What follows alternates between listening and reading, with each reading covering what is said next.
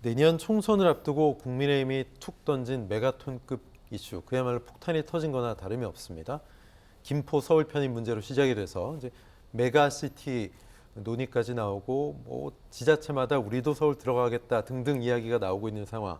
심지어 서울시장이 변두리에 있는 그 주위에 있는 지자체장들을 만나면서 여러 가지 문제들을 좀 풀어보려고 하고 있는 그런 상황인데, 도시공학 박사시잖아요. 전문가 그 학문적인 입장에서 볼 때 이 문제 어떻게 보고 계세요? 일단은 저는 먼저 정치적으로 말씀을 먼저 드리면 예. 이게 지금 대통령은 지방 분권, 지방 활성화를 계속 얘기했거든요. 네네. 근데 같은 집권 세력 내에서 집권 여당은 서울의 그 메가시티와 서울 확대를 주장하고 있죠. 예. 이게 어떻게 같은 집권 세력 내에서 이렇게 정반대되는 개념의 정책이 나오냐. 네. 저는 이 부분에서 굉장히 모순되는 지점이 크다는 걸 한마디 짚어드리고 싶고요. 예. 그리고 이제 그 도시 문제 쪽으로 봤을 때 저는 과연 이 김포의 서울 편입이 진정 김포 시민을 위한 길인지 좀 묻고 싶습니다. 지금 김포 시민들의 그 최대 현안이 교통 문제거든요.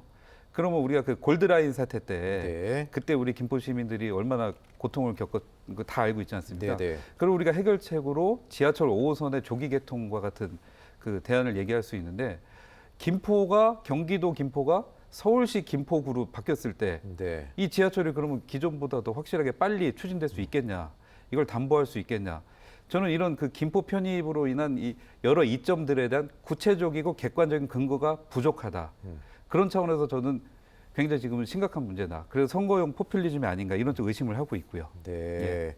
그러면 선거 끝나고 나면 도저히 이거는 뭐 이루어질 수 없는 그런 공약이다. 그냥 그대로 잦아들고 말 것이다. 그렇게 보세요? 일단은 잘 아시겠지만 그 김포시를 서울로 편입하려면 예. 법 개정도 필요할 거고, 그렇죠. 여러 그 경기도의 협조도 필요하고, 네. 또 서울시의 협조, 또 국회의 협조, 이게 다 선행이 돼야 되는데 네. 지금 어느 한 군데도 협의되거나 합의된 데가 없지 않습니까? 예. 서울시도 약간은 지금 영구 영역을 한다고 하면서 한 발짝 뒤로 물러선 상태고요. 네.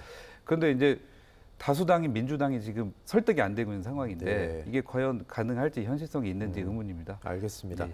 최근 언론에서 뭐 제3지대, 뭐 신당 얘기들이 나오고 있습니다. 이준석 전 대표 신당 창당이 가장 큰 이슈로 떠오르고 있는데, 가능성이 얼마나 될 거라고 보세요? 본인은 뭐 마음을 굳혔다 이런 관측도 있는데. 그러니까 우리가 언론에서는 관측이란 말이 많이 나오지 네. 본인 입에서 확답을 들은 적이 거의 저는 기억이 없거든요. 네네. 기사를 매일 보는데도. 예. 근데 사실 신당은 도박과 같은 거 아니겠습니까? 이 워낙 리스크가 크고.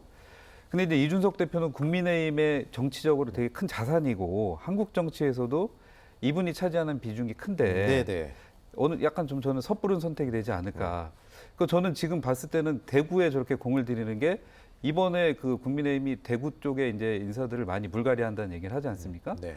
그럼 그 물갈이 된 그분들을 규합을 해서 아마 대구에서 이제 정치적 세력화를 하려고 하지 않나, 이런 예. 생각을 하는데요. 근데 저는 신당 창당은 좀 그래도 현실성이 가까워지고 있다. 최근에 경향을 봤을 때, 상황을 봤을 때는. 근데 그 파급은 크지 않다고 저는 생각을 합니다. 네. 물론 수도권 일부에서 박빙인 지역에서 중도층이 신당으로 얼마나 가냐에 따라서 민주당에도 일부 타격이 있을 수 있겠지만, 네. 저는 그렇게 크게 큰 타격이 있지는 않을 거라고 저는 평가를 하고 싶습니다. 알겠습니다.